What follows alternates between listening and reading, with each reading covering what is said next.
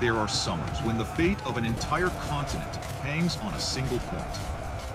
And the summer in Vienna, in 1683, was exactly such a moment.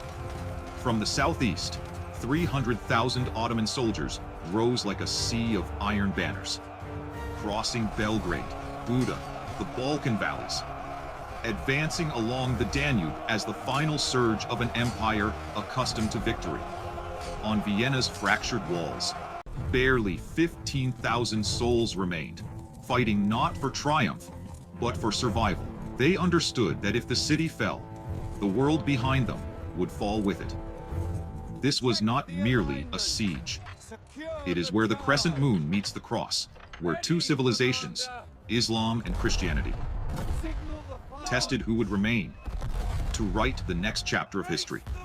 And in Vienna, one truth rang through every church bell: that courage, not numbers, decides the fate of civilizations.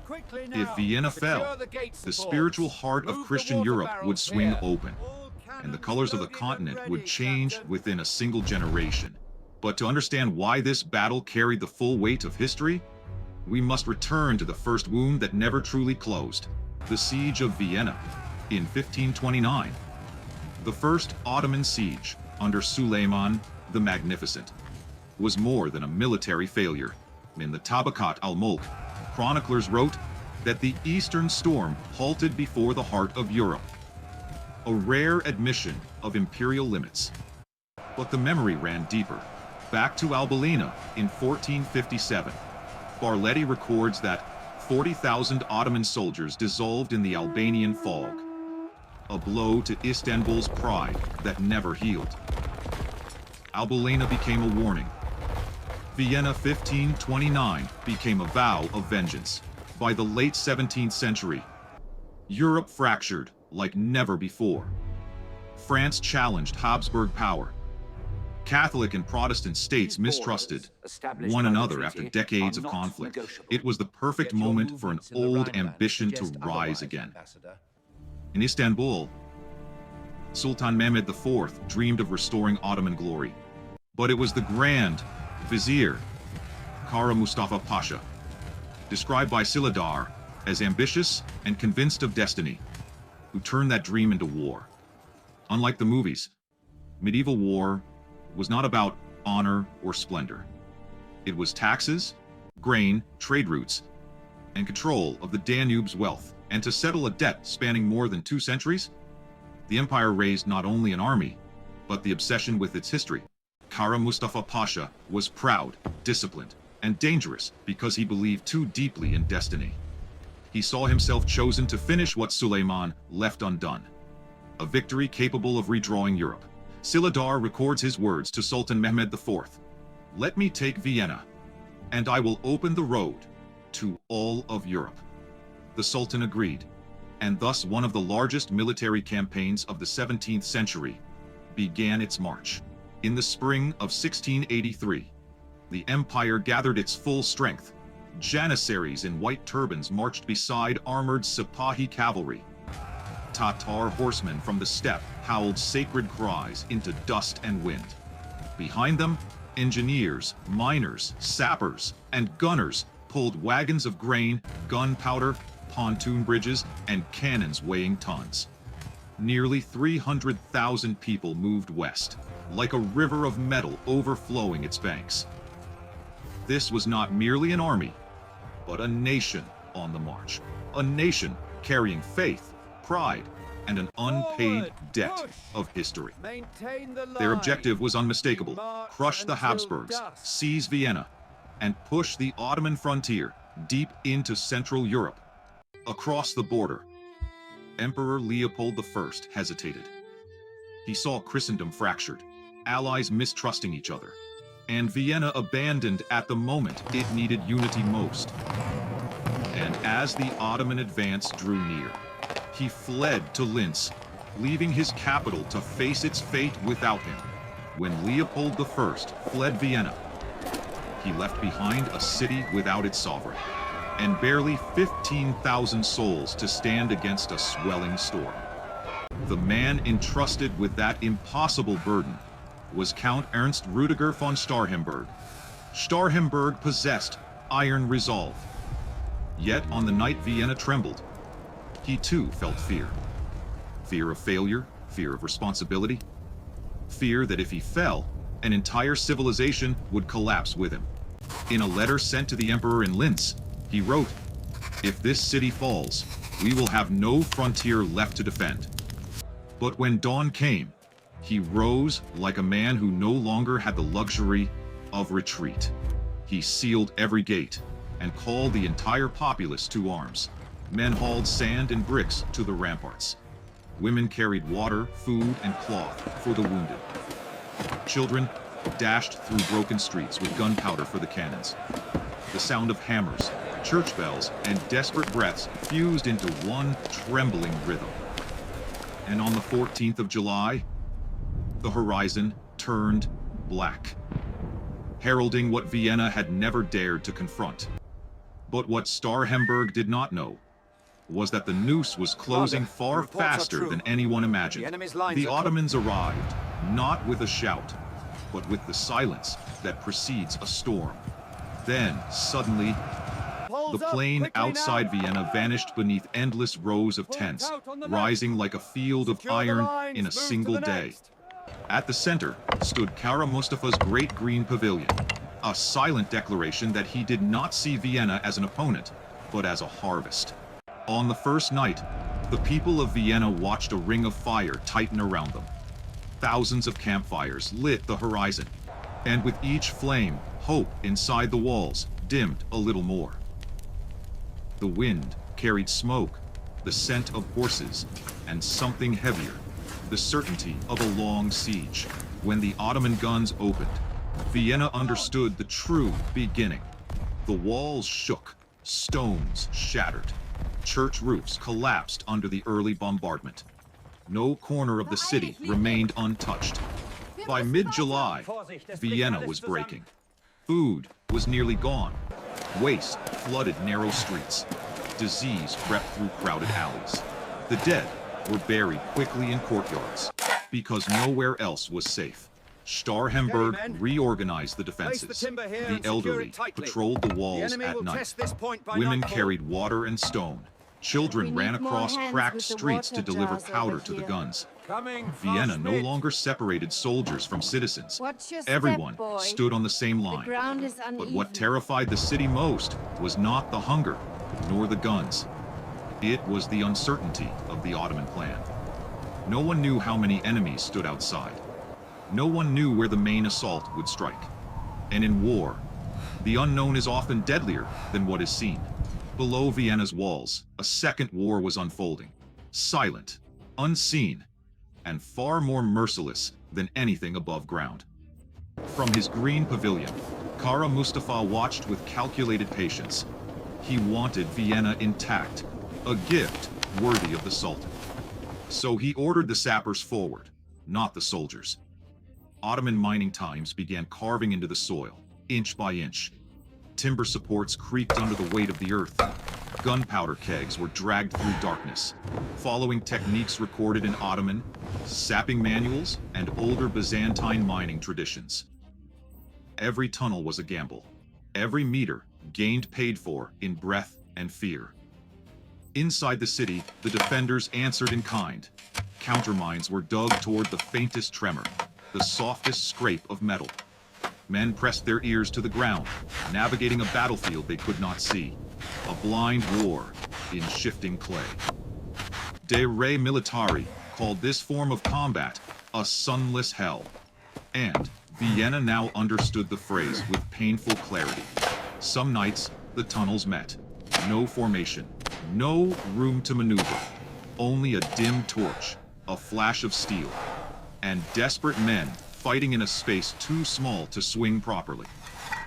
Breath, mud, splinters, and panic filled the darkness more densely than air. And as the Ottoman tunnels crept closer each day, Starhemberg realized the truth. The enemy was no longer just at the gates. They were tunneling straight toward Vienna's heart. Vienna was fading, like a candle, burning backwards in a storm tightening from every side.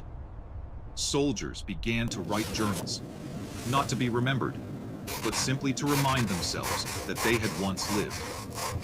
One line later discovered read, "We have forgotten the smell of bread and what tomorrow is supposed to feel like."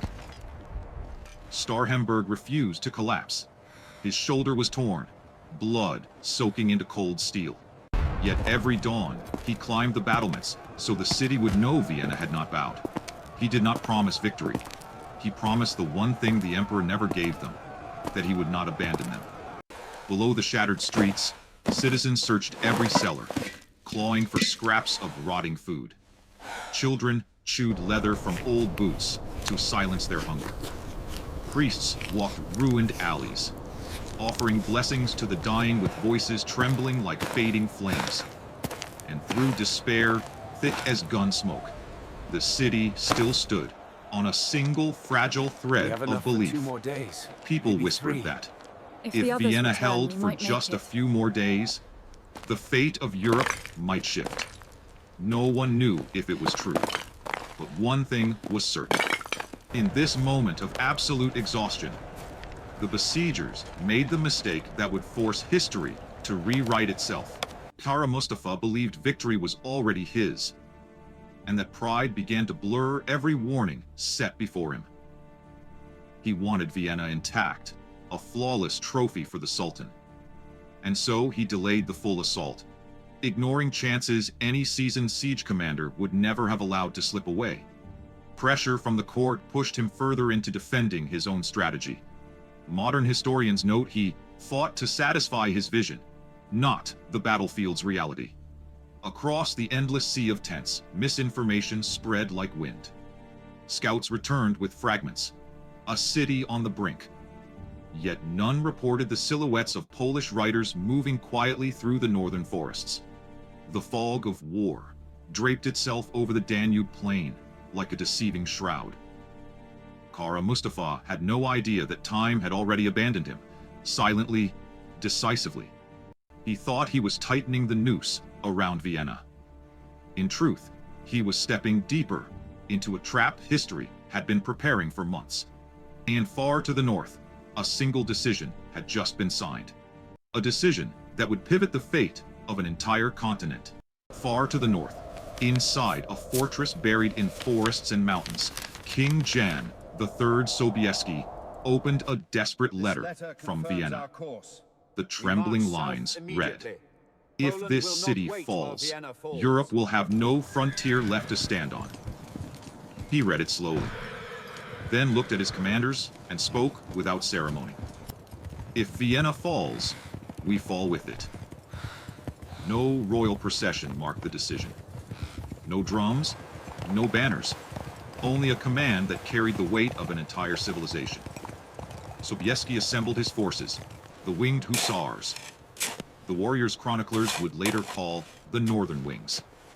They marched at night, pushing through forests, crossing ridges, wading through ice-cold streams.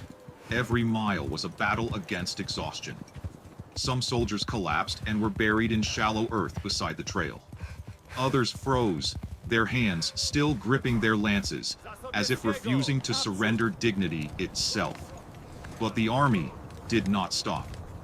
They understood that time was racing toward the besiegers, not toward them. Through the wind cutting across dark valleys, men whispered Sobieski's order. "Ride faster. Every hour we lose costs Vienna another day to live." And when those steel wings reached the edge of the Kahlenberg, history began to turn. Early September 1683. On the fog-covered heights of Kahlenberg, the two Allied commanders finally met. Sobieski descended from the north. Karl of Lorraine advanced from the west, both staring down at the Vienna Valley, still smoking from late August bombardments. They spread their map across the damp earth, a knife tracing the ridgelines and forest cuts. Sobieski spoke quietly. "We strike from the high ground. Force them to compress. Their numbers will break themselves." It was the principle modern military science calls force compression, turning a vast army into its own liability, by choking the space it can fight in. Karl pointed toward the eastern woods. If we strike here, Mustafa will think it's the main assault. He won't see the real blow coming from above. Meanwhile, across the field, Kara Mustafa still believed the coalition could not arrive in time. Fragmented scout reports claimed the Austrians were breaking, and Sobieski was still days away. Fog of war narrowed his vision to a ring of fire around Vienna. He saw the city weakening, but not the Polish cavalry crossing the Danube. He heard scattered clashes, but not the vanguard of Lorraine pushing into the Vienna forests. Mustafa thought time remained on his side, but strategically, the clock had already turned against him. And when the Allied banners lifted into the cold Kahlenberg wind at dawn on September 12th, the strategic map of Europe began to shift. Dawn slid down the slopes of Kahlenberg, and the battle erupted with earth shattering beneath heavy boots. Mud splashed into faces. Gunpowder smoke mixed with the hot metallic scent of longswords cutting into shields. No formation held its shape. Only men crushed into a space too narrow to breathe. Brigandine plates dragged at their shoulders. Every step a tearing strain. Every swing of a saber or scimitar a stolen breath. Warhammers slammed into pavises. Maces crashed against iron helmets. The sounds merging into a cold, mechanical growl. German infantry slipped on red mud. Austrian lines bent backward as Janissary halberds tore through the front. The coalition's left wing folded under pressure. Later records compare it to a beam pushed to the breaking point. A soldier whispered, barely audible, "I can't see anything. Only the sound of dying." There was no glory here. Only broken breaths, dented lamellar plates, and bodies piled as survivors searched for footing in mud and blood. And just as the left flank seemed ready to collapse, a sound rose from Kahlenberg's crest. A horn, sharp, clipped, cold as a blade, announcing what would change the battle in seconds. From the crest of Kahlenberg, a sharp flash cut across the ridge, then stretched into a descending line of steel. 3,000 Polish Hussars, the famed winged cavalry, lowered their lances in a single controlled motion. Behind them, more than 20,000 coalition cavalry tightened their reins. The weight of armor and horses, making the slope tremble. This was not a charge. It was a momentum equation, aimed at a breaking point. Downhill speed increased. Heavy armor and heavy mounts multiplied the impact, enough to shatter any infantry line caught unprepared. An Austrian scholar later wrote, "The collision felt as if the earth itself had split." At the foot of the hill, Ottoman soldiers looked up and saw a moving wall of metal blotting out the sky. Wooden wings hissed in the wind, lances leveled, hooves striking like drums pounding into the valley. A young janissary whispered, "I've never seen death come this fast." When the first riders hit the front line, rock and soil erupted, tarred shields splintered, formations collapsed in a single heartbeat. There was no time to think, only wind, steel, and the realization that the Ottoman line was breaking at its roots. And in that moment, Vienna understood that the long-awaited relief had arrived with the force of history itself. The church bells rang before the smoke had even cleared. Trembling like the city itself was taking its first breath after 60 days of suffocation. From the dark cellars, civilians stepped out, shielding their eyes, staring at one another as if unsure Vienna truly still stood. Along the shattered ramparts, soldiers sat collapsed on the ground, backs against cold stone, gasping like men climbing out of hell. They didn't cheer, didn't sing, only stayed silent. For survival sometimes weighs too much to speak. Among them, the nameless soldier who once trembled in the mud and fog of the first day placed a hand over his chest. He felt his heartbeat, felt his breath, and whispered, we did not disappear. In that moment, the city was reborn, not through triumph, but through the simple fact Most of it it, anyway. still existed. We'll rebuild. And as the cellar doors opened wide, Vienna understood that history had turned, sustained by the courage of the unnamed who kept a civilization from falling. When the message of defeat reached him, Kara Mustafa stood frozen, as if the earth beneath him had vanished. No more drums, no more war cries, only the wind passing through an empire that had just lost a dream 2 centuries in the making. Sultan Mehmed IV sent no accusations. He sent only a silk cord. And in Ottoman tradition, that cord spoke louder than any words. Kara Mustafa bowed, knowing his pride had fallen faster than any army he commanded. He wrapped the cord around his neck, letting history close the door he had failed to open.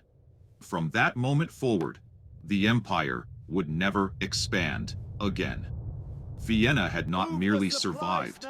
It had marked the line where Ottoman power began to fade. The later losses in Hungary, Transylvania, and the Balkans were only echoes of one single day, the day Europe stopped trembling. When the final battle horn faded, Europe was no longer the continent it had been the day before. Vienna was not merely saved. The balance of power across the entire region had shifted the moment the Ottoman lines collapsed. In Central Europe, the Habsburgs began reclaiming Hungary, Transylvania, and slowly pushing Ottoman borders back into the Balkans. In the north, Sobieski's Poland was hailed as the shield of Christendom, even though the kingdom itself would weaken in the decades ahead. Across Western Europe, Catholic and Protestant powers briefly set aside their rivalries, realizing that a united continent could endure more than endless internal feuds. A modern historian wrote, "Vienna 1683 did not just save a city, it reshaped the spiritual and political map of Europe. It marked the moment when empires and faiths understood that the age of unchecked expansion had ended. And from the ashes of a single siege, a new continent began to take form. Today, if you stand on Kahlenberg and look toward the Vienna Valley, you can still see faint traces of the battle that once decided the fate of a civilization. Patches of repaired walls, stone markers carved with forgotten names, and fields that once held Ottoman tents now whisper only grass and wind. But memory does not fade. It lives in every brick, every evening bell, and in the story passed through generations that Vienna survived, not because of numbers, but because of those who refused to run when their world began to fall apart." History is rarely shaped by the largest armies. It is shaped by the ones who, exhausted and afraid, choose to stand where they must. If this story made you see history differently, please like and subscribe, and let the ancient world rise again, battle by battle, in the journeys ahead.